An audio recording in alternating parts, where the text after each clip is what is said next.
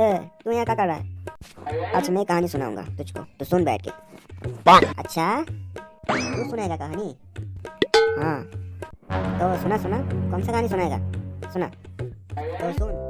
2015 में रिलीज हुई movie brothers of the wind देखने वाले हैं। मूवी की शुरुआत में डेंजर नाम के एक मिडिल एज आदमी को दिखाते हैं जो एक फॉरेस्ट ऑफिसर है। वो एल्प्स पर्वतों के जंगलों में काम करता है और वहाँ की वाइल्ड लाइफ की देखरेख भी करता है। डेंजर हमें एक साहसी चील और उसके दोस्त की कहानी सुनाता है। 1960s में इन जंगलों में चील की एक जोड़ी रहा करती थी। उनके अंडों में से 2 बच्चे निकलते हैं। डेंजर के अनुसार ये जोड़ी अपनी जाति के किंग और क्वीन थे, यानी इनके बच्चे सिंहासन के वारिस हैं। लेकिन इनमें से सिर्फ एक ही किंग बन सकता है। इस वजह से बचपन से ही दोनों बच्चे एक दूसरे को अपना विरोधी मानते हैं। इनका पिता बाकी सबसे ताकतवर है, जिसकी वजह से उसके कई दुश्मन भी हैं। इस स्थिति में वे अपने बच्चों को पाल रहे होते हैं। एक दिन अचानक उन पर एक दुश्मन हमला कर देता है और फिर दुश्मन से लड़ते लड़ते किंग नीचे गिर जाता है और जमीन से टकरा कर मर जाता है। इनकी मां जानती है कि किंग ईगल वापस नहीं लौटेगा, इसीलिए वो अकेली बच्चों को पालने लगती है। पर्वत के दूसरे भाग में डेंजर मरे हुए किंग ईगल को देखता है और कुछ देर बाद उसकी मुलाकात केलर नाम के एक शिकारी से भी होती है। केलर और उसका बेटा लूकस पर्वत पर एक छोटे से घर में रहते हैं। बाप बेटे के बीच संबंध कुछ ठीक नहीं लगते। लूकस की माँ के मरने के बाद लूकस ने पिता से बात करना ही बंद कर दिया था। लूकस अपनी माँ को बहुत मिस करता है, लेकिन केलर ना तो उसकी फीलिंग्स को समझता है और ना ही उसको प्यार देने की कोशिश करता है। फिर लूकस अपने पुराने टूटे फूटे घर में जाता है जहाँ वो और उसके पेरेंट्स रहा करते थे। अब अपने पिता का प्यार न पाकर लूकस बहुत ही दुखी होता है और अपनी फैमिली की पुरानी फोटोज को देखकर बहुत याद करने लगता है अपनी माँ को। यहाँ किंग ईगल के जाने के बाद क्वीन बच्चों को बड़ा करती है, लेकिन जैसे जैसे बच्चे बड़े होते हैं सिंहासन पाने के लिए उनकी लड़ाइयाँ भी बढ़ने लगती है। जब उनकी माँ खाने की तलाश में उड़ जाती है तो उनकी लड़ाई फिर शुरू हो जाती है और ज्यादातर बार बड़ा भाई लड़ाई को जीतता है। कुछ हफ्तों बाद वे और भी बड़े हो जाते हैं। अब एक दिन लड़ाई में छोटा भाई कई 100 फीट की ऊंचाई से नीचे गिरकर बहुत घायल हो जाता है। इतना ही नहीं, वो कमजोर भी है और उसको ठीक से उड़ना भी नहीं आता।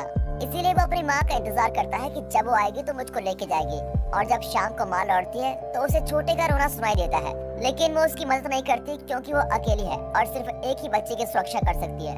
वो कमजोर छोटे की जगह बड़े को पालना चाहती है क्योंकि वो बलवान भी है। बेचारा छोटा चींटियों और जंगली लोमड़े से रात भर लड़ता हुआ किसी तरह अगले दिन भी जिंदा बच जाता है। लेकिन एक बात साफ है कि ये ज्यादा दिन तक जिंदा नहीं रहने वाला।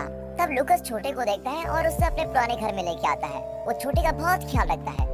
एक तकी को काटकर वो छोटे के लिए घोंसला भी बनाता है। फिर लूकस छोटे के घाव भरकर उसको ठीक करना चाहता है, लेकिन वो नहीं जानता कि एक चील को कैसे ठीक किया जा सकता है। फिर चील को ठंड से बचाने के लिए वो अपनी जैकेट उस पर डाल देता है और उसके लिए खाना लाने अपने घर चले जाता है। फिर वो अपने पिता के सोने का इंतजार करता है कि जब वो सोएंगे तो मैं थोड़ा खाना ले लूंगा।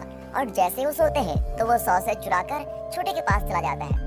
अब छोटे को सॉसेज खाते हुए देखकर वो बहुत ही खुश होता है कि चलो कुछ तो खा रहा है। और इस तरह एक ही दिन में दोनों बहुत ही अच्छे दोस्त बन जाते हैं। उन दोनों को मजे से खेलते हुए देखकर डेंजर तो बिल्कुल हैरान हो जाता है और छोटे को ट्रेन करने का फैसला करता है। अगले दिन लूकस जंगल से घास फूस इकट्ठा करके लाता है और अपने दोस्त के लिए एक अच्छा घोंसला बनाता है। वो छोटे के लिए कुछ कीड़े भी इकट्ठा करके लाता है, लेकिन वो कीड़े नहीं खाता।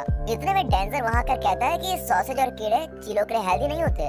फिर वो छोटे को बतख का लिवर देता है और वो खुशी खुशी उसको खाने लगता है। डेंजर लूकस को एडवाइस देता है कि तुम इसे अक्सर बाहर लेके जाओ क्योंकि सूरज की रोशनी पड़ने से इसके पंख और बड़े और ताकतवर हो जाएंगे।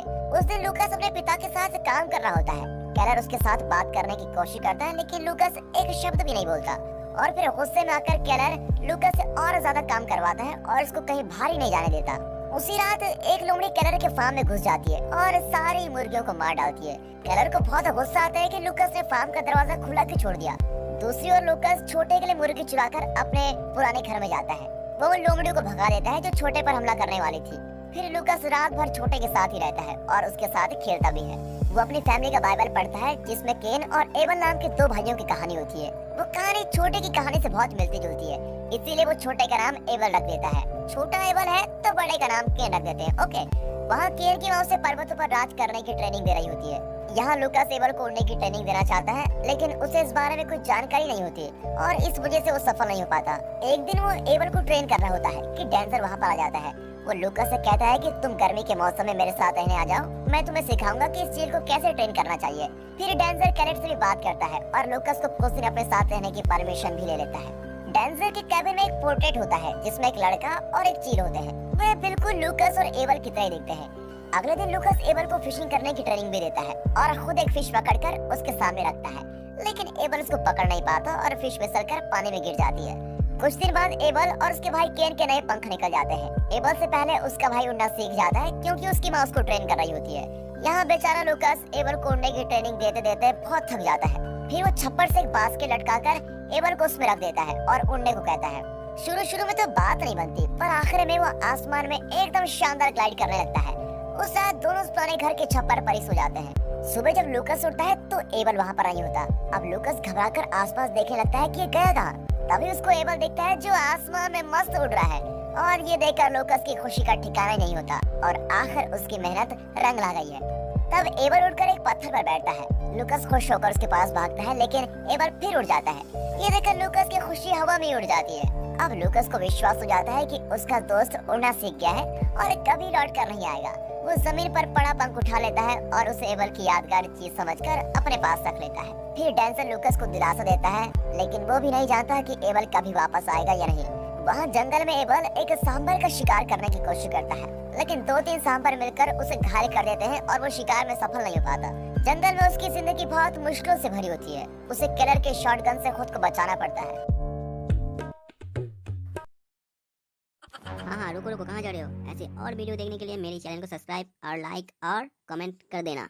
ठीक है, चलो बाय, कल फिर मिलेंगे।